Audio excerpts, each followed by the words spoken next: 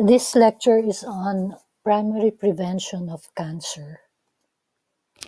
By the end of this lecture, you should be able to discuss the 3 primary prevention strategies against cancer, and these are lifestyle modification, chemoprevention, and immunization or vaccination.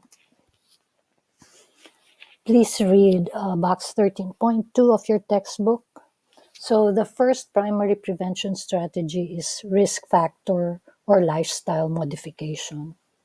And this includes no smoking, limiting alcohol intake, having a low-fat, high-fiber diet and maintaining healthy weight, using sunscreen, and practicing safe sex. Another primary prevention strategy against cancer is the use of chemoprevention. An example of this would be the drug tamoxifen for ductal carcinoma in situ. Ductal carcinoma in situ is breast cancer stage 0, and tamoxifen is a chemopreventive drug against DCIS or ductal carcinoma in situ.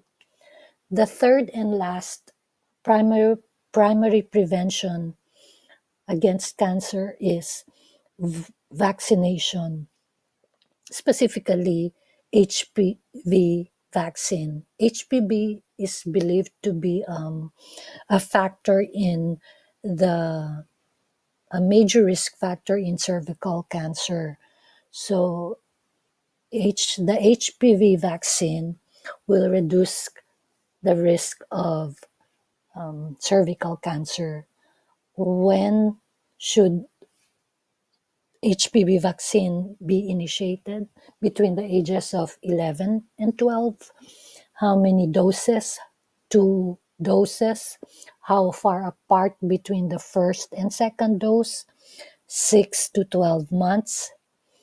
This is not recommended for use during pregnancy. A minor illness is not a reason to delay vaccination, but HPV vaccination is deferred until acute symptoms of moderate or severe illness disappears. This ends my lecture on primary prevention strategies against cancer. Thank you.